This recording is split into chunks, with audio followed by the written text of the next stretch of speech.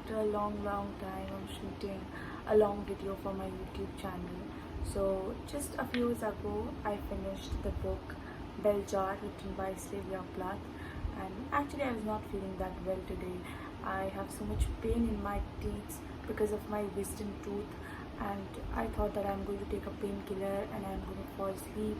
But I tried my best, believe me, I tried my best, but I'm unable to fall asleep because so many things are going on my mind because of this book, that until and unless I speak about this thing to all of you, I will not be able to fall asleep. So the video is not a recommendation. Yes, we can say it is a recommendation and also a review, and it will contain spoilers. I'm telling you before getting into the video. I will talk about the story, I will talk about what happens in the end. So if you don't want to get any spoilers about this book, and if you want to read it all by yourself, then skip this video. It's not for you. But if you want to see what happens, then you can, but I'm giving you a disclaimer before we get into the video. So before we start the video, actually we have to talk about few things, like the characters and some of the things that I felt are very important aspects of the story. So first of all, Sylvia Plath written this book through the perspective of Esther Greenwood, and I think the much I have searched on internet, I have found out that the author Sylvia Plath, has written the book through the perspective of Esther Greenwood, but actually whatever happens in Esther Greenwood's life actually happened in her life too. So I think she represented herself in the book through Esther Greenwood, and we have to stick to that point. So let's start the video. So it's really late in the night and it's like near about 3 o'clock, but I can't stop thinking about the things that really happened in the book, and I really want to share with all of you what happened. So let's start talking about the story first. So in this book, literally at first we meet with Esther Greenwood, who is actually the main female character of this book. And at first, in the initial storyline, you will see Esther Wood, who is a really confident, outspoken and very excellent student. And as a person also, she was very confident, excellent, intelligent, like all the good things you will find in her, like best things. And she was doing so good in her college, like every teacher wanted to take her in their respective groups. But I think the only bad decision she had made at that point of time was making Buddy as one of her boyfriend. So her boyfriend during her college time was this particular guy who is described as with the name Buddy, and I think he was the most ridiculous man I've ever read in books. Like I will show my disappointment towards him through this video. Like why? Like what was the reason? I am going to ask you, what was the reason? Like I was so disappointed at some point reading about him that I was like, why she's with him, still with him? Like really? So there was a part where Esther started talking about their virginities. So she was a virgin till now, and Buddy, you won't believe what he replied with. Like, okay, I'm a man, so when he feel like telling Esther whether she was pregnant, a virgin or not, he was like, you should be a virgin. I mean, he was a person who slept with like 2-4 girls, and even those were not like proper girls, like a waitress and something. I'm like, you are someone who is not at all bothered when you lose your virginity, and now you are putting a finger on Esther. Like questionable behavior, really questionable behavior. Like you guys are in college and even doing great courses, like both are really educated, going to the same college, and you think a woman, or not a woman, don't think about the gender, an individual who is 32, 33 years old are going to be, you know, virgin, even if they are. So what is the problem? That's their personal preferences. But here, Buddy makes so ridiculous statements like, okay, he's a boy, he can do stuff. And I think at that moment, Esther was really disturbed by the fact that she was still a virgin and he was not. It's not because of he lost it with somebody else. She was, I think she was great human being, Esther. She was, you know, adjustable person.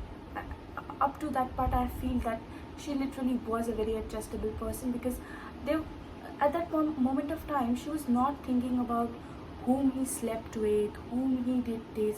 She was thinking, and she was ashamed that till now she is a virgin. And I was like literally confused at this point, like whatever this person is saying, whatever is coming out of the, like the character of Buddy, I was like disgusted on it. Very bad.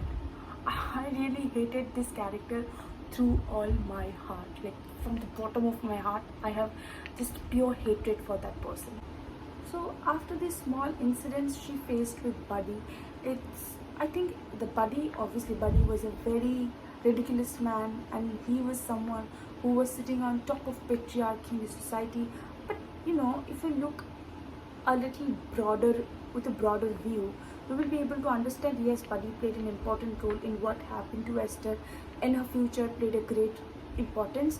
But beside him, there was other factors also that affected her internally, but we as a reader can never like get that vibe.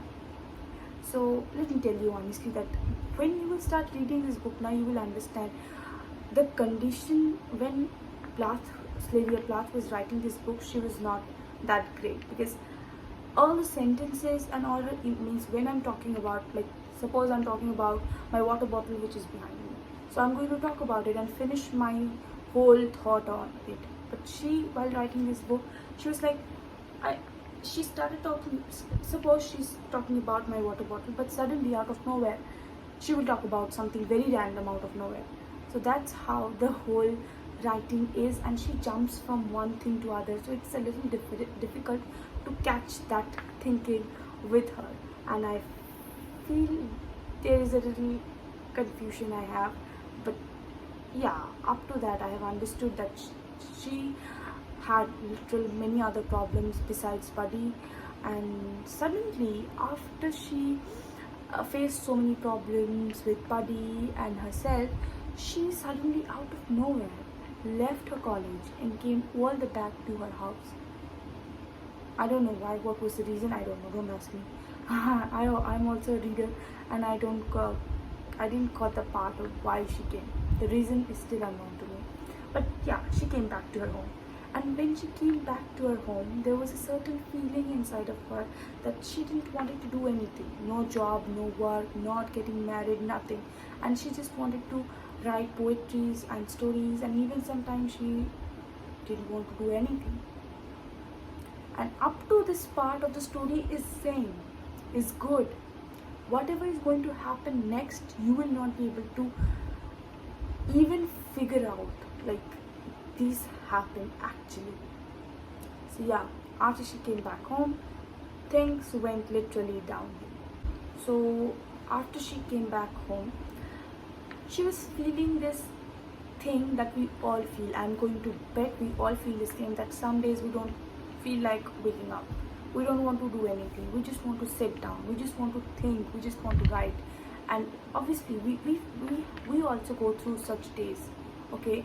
And on those days, we feel literally very low. But those days, we know, like, we get out of those days. Like, if we feel like that on Sunday, by Monday we'll be okay, and we will start doing all our works that we regularly do. But in her case, it was a little different. When she came back all the way home, she started having this feeling, but the feeling never left her. Like, even she waited for a few days that it will pass, it's just a feeling, it's just I'm feeling in a different way, it will pass, but it didn't.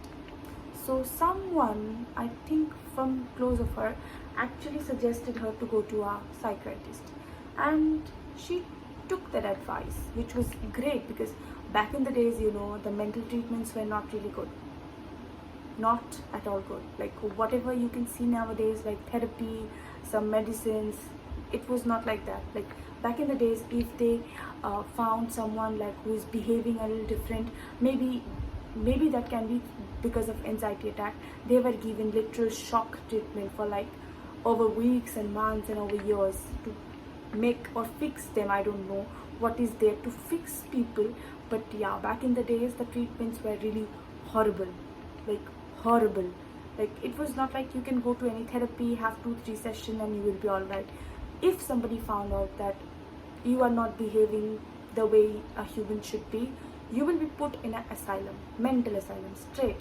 So back in the days in Europe and even in the Asian part also, this thing was very common. Like the mental health were not taken at all seriously, and the treatments were ridiculously horrible. So same happened with her. So first she went to a psychiatrist. I think I forgot the name. I'm really sorry, but that was a psychiatrist she went to. And after talking with her for a few sessions, he told her mother to provide her shock treatment. That was the point I lost my mind. I was like, just because she was not acting according to the standards of society of how a human should act, she was given shock treatment. Can you imagine? Like, some days you are not feeling well and you went to someone and he prescribed you to have shock treatment. Like, how ridiculous it sounds right now, but back in the days it was how things went, okay? And her mother actually took her to this shock treatment session. Like I was literally shocked after hearing and reading this part of the book. I was like, wow, things were really different back in the days. So yeah, she took one of the shock treatment, and that part I have annotated, so let me just show you that part. So this is the part where she was given the shock treatment. I'm going to read this part to all of you, just a few lines. I tried to smile, but my skin had gone stiff, like parchment. Dr. Gordon was fitting 2 metal plates on either side of my head. He buckled them into place with a strap that dented my forehead and gave me a where to bite. There was a brief silence, like an indrawn breath. After reading this part, I was like, I'm done, bro, I'm done. And this was not the end, let me tell you. This is just the beginning. One shock treatment was just the beginning of things getting worse and worse. So what happened next is that Sylvia Plath told a very beautiful line after her shock treatment, and I think that is going to stay with me forever. So actually there were state hospitals and private hospitals like nowadays are there in our country, but obviously in our state hospitals, which are run by the government, will be more crowded than the private ones because there are many people who cannot afford the private treatments. So basically for mental asylums also, there were state asylums and private asylums. And she told a very beautiful thing after her shock treatment. She said that her parents are going to keep her, means her mother is going to keep her in the private hospital or mental asylum until and unless she is fixable and reversible. But the moment they are going to understand that she's not fixable and reversible, they are going to put her into the state asylum with 1,000 people like her.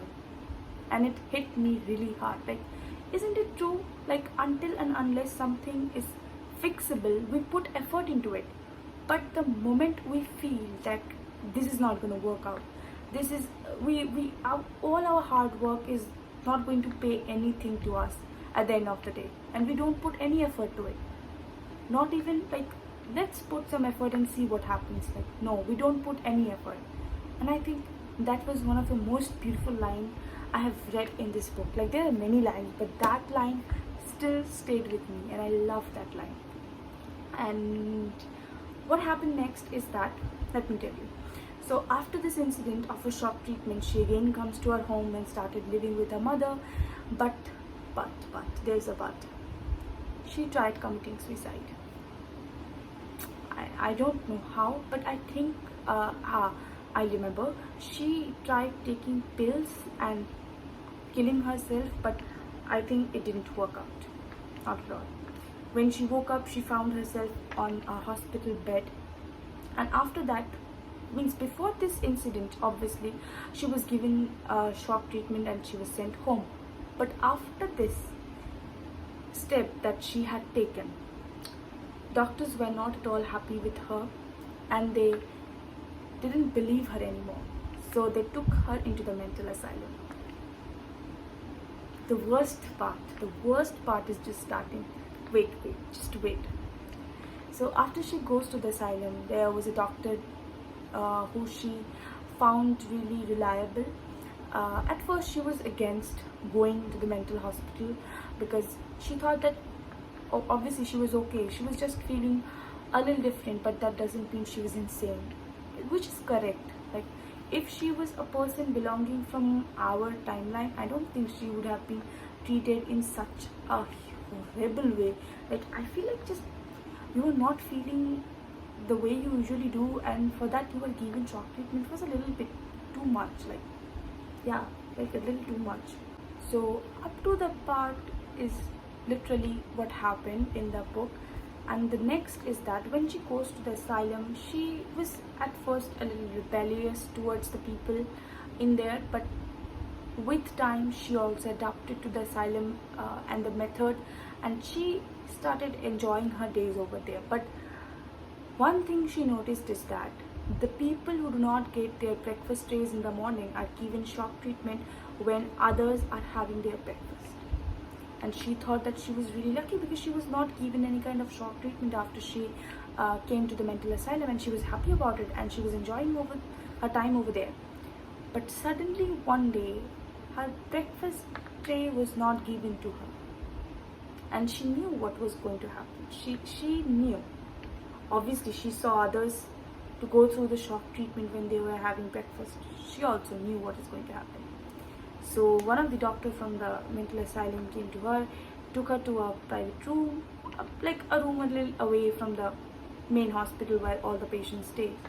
And she promised that when she's going to open her eyes, the doctor will be just in front of her eyes and there is nothing to be worried about.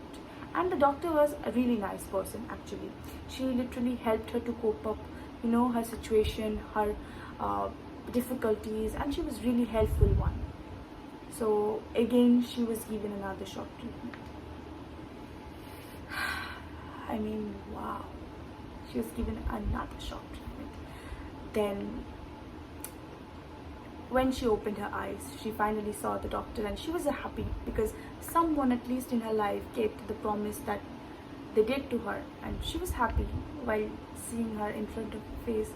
And after that she went on doing things. She ate her breakfast first and she went to town. She went to town, and while roaming around the town, and she came back to the mental asylum. But there was a rule that when someone is going out of the asylum as a patient, there must be a nurse who will always be with them. But after shock treatments, as she was behaving a little okay, a better, she was given the opportunity to visit her college.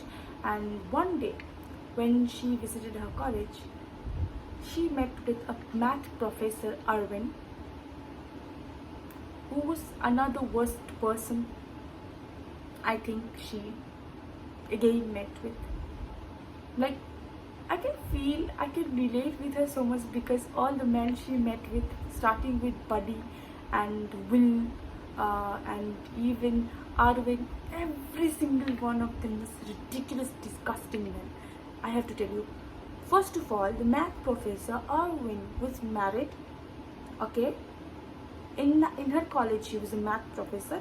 He was already married to Olga, and she had multiple other affairs with many other students, and this time she didn't told him that she came from the mental asylum. Obviously, when you are going outside, you are not going to tell someone that, hi, I'm coming from mental asylum. Obviously, they are going to send you back. She didn't say all that thing, and she behaved quite nicely. But yeah, she felt that the need of losing her virginity at that point of time, and she tried uh, to get close to Arvind, and they had a beautiful intercourse for Arvind, not for Esther. It was the first time, but many people don't know that during for females mainly, when we are like getting uh, intimated for the first time, it will be painful. There will be a lot of blood loss, but sometime internal bleeding can start, which can be really risky. And same happened for Esther, because it was her first time and she had many kind of internal bleeding inside of her. At first Arvind told her that it was okay, it was normal, everyone have it, you will stop bleeding after a certain point of time. But she didn't. She literally put a towel between her legs and she was like, it's getting wet, give me another one. Like, there was so much blood, she was bleeding, and she was afraid to tell anyone about it. And Arvind suggested that he will like drop her to her home. And you guys know, she was not coming from home, she was coming from mental asylum, and she can't tell him that. So she told him about one of her friends' house which was nearby, and that friend, I felt so laughing kind of condition at that point. Like, that friend whose home she went with Arvind, actually that girl dated her, means Esther, boyfriend buddy previously. But she was a great person, she was also there in the asylum with her. So the friend's home she went was also in the same mental asylum with Esther. And I don't know why all the girls who dated Buddy ended up in the mental asylum. Just both Esther and her friend dated Buddy, and they ended up in the same place, which is a mental asylum. Oh my god, I like oh, what a thing. I love this part. Like, there must be something in the boy that led all of them in the same place together at the end of their life. So she tried to help Esther with everything. Like, it was Sunday obviously, so there were not much availability of the doctors around the college campus, but they tried their best to call for an emergency. And like, her friend, that Esther friends, was giving her lots of support. She like took her up to her sofa, and she tried to comfort Esther as much she was able to do so. And she put pillows under her leg, and she was changing the towels continuously in between her legs. And suddenly they remembered that they have to call to the hospital. If they don't, the way the blood was coming out of Esther, she would die any time now. So when she called several nearby doctors, they were not available at that point of time for any kind of emergency. So her friend actually called to the hospital so that they can send something for the emergency. And they told that if you can bring the patient, we can obviously treat her immediately. And her friend, Esther friend, she went outside because the nurse was not also there, who was supposed to be with them, because they were out of mental asylum. And she went out for some work only, and she went outside, called a taxi, took her friend Esther into the taxi, and went to the hospital. But when they reached the hospital, there is a very big twist. Esther was taken by the medical professional inside the hospital, but her friend went missing. Out of nowhere, she went missing. Like, she came with Esther to the hospital, and Esther told her to pay the money to the taxi driver, and she went missing after that. And Esther got to know about it only after she was thoroughly examined, her bleeding was less, and she was stable condition. When her doctor came to check on her, like her mental asylum doctor. And at that point she told Esther that, have you seen your friend? Like, we cannot find her, where is she? Then Esther said nothing because she was like, she was with me, she took me to the hospital, and after that I don't know, because I was taken inside by the medical professional. And what happened next? Literally, I don't know why she did that. I don't know. There was no explanation, no letter, no nothing. No nothing.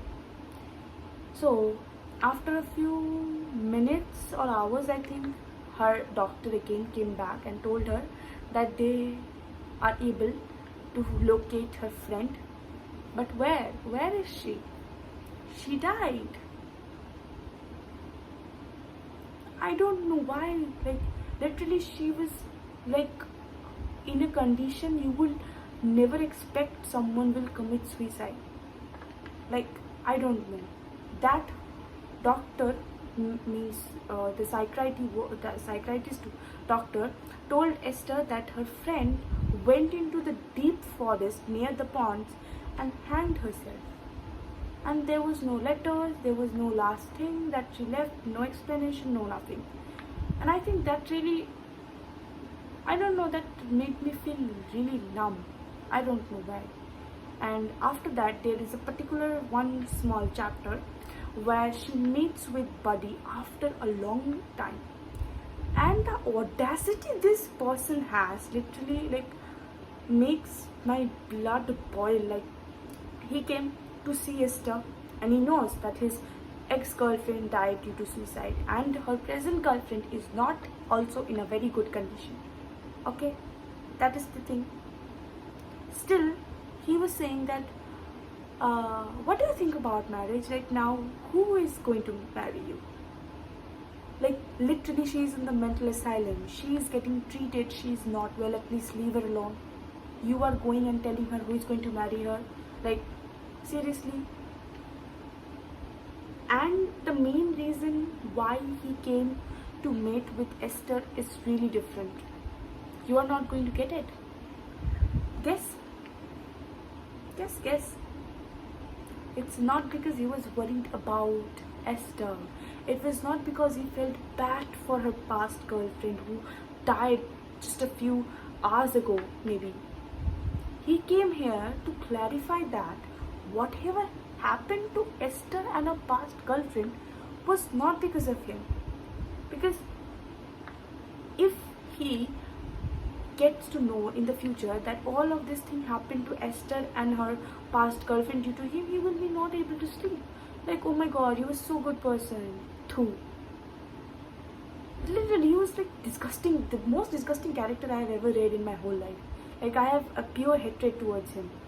So after that, you will notice that he smiled openly when Esther said that no.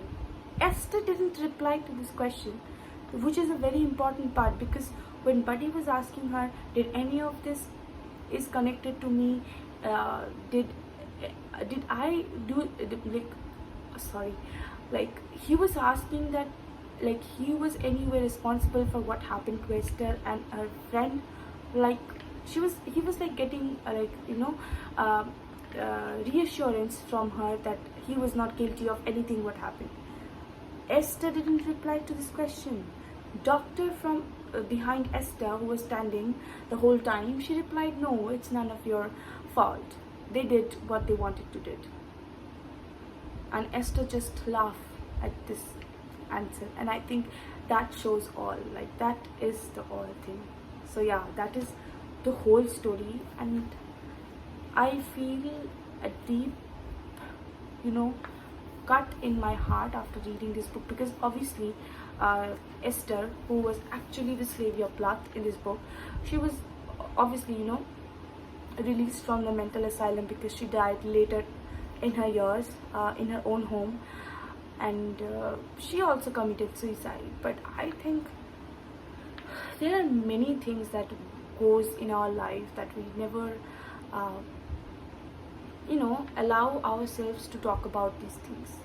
There are plenty of things that happen to us in our everyday life that sometimes we also don't feel good enough about ourselves. Sometimes we also feel low. Sometimes we feel like we are nothing, we are just a piece of failure and nothing is working. And it's not true.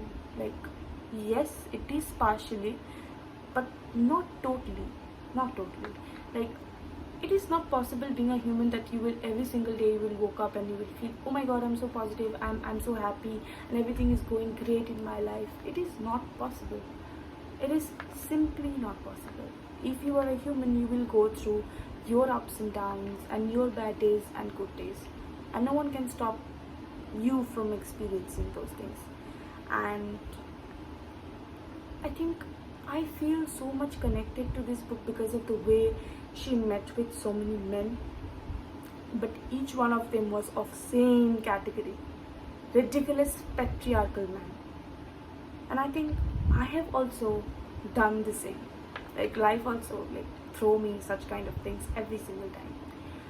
And I think the things she experienced in this book is really pathetic, no doubt. But I think we all, after a certain extent, feels the same. We all feel the same. Like, there is just the difference in the reactions we get. Like, obviously, if we're going to say that we are not feeling good, we are not going to get any kind of shock treatment. Obviously, the reactions are different, but the actions are same.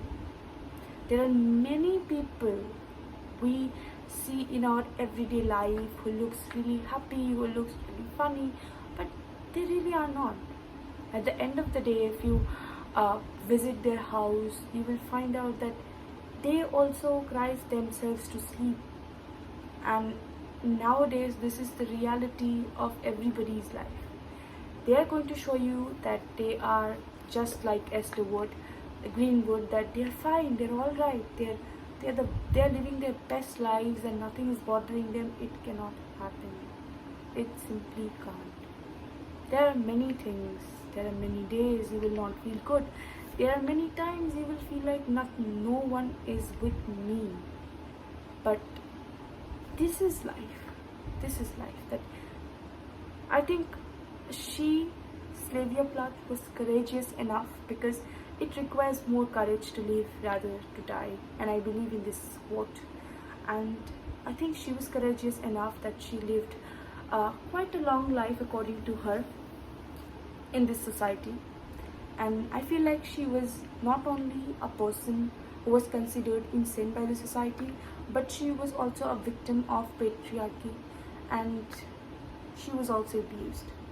I feel like, because the relationship between her and her mother was not really good, and there were no other person specific mention who was constantly present in her life, and she was also getting the constant pressure of being good in her academics. Like, if you are a student who fails in your every exams, your expectations are already low.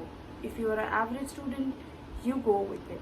You have, like, every fail, average and pass students has their own struggle, and I believe in it a lot, because the way she feels the pressure every single time to be the best and intelligent student in her whole class, I think I can connect to that really strongly. And yeah, this was all about the book, The Bell Jar. And I know I look very bad, and I don't have a good background today also. I have put like zero effort, and I just wanted to yap about this book that I just recently finished. And if you want to watch a short review of this book, I will soon, I think I will post it on my YouTube channel, even on my YouTube channel shorts, and even on my Instagram I will post it. Don't worry. And yeah, that was all for today's video. If you like this video, like, share and comment, and you can also subscribe to my YouTube channel, and also can follow me on Instagram. And yeah, thank you for watching.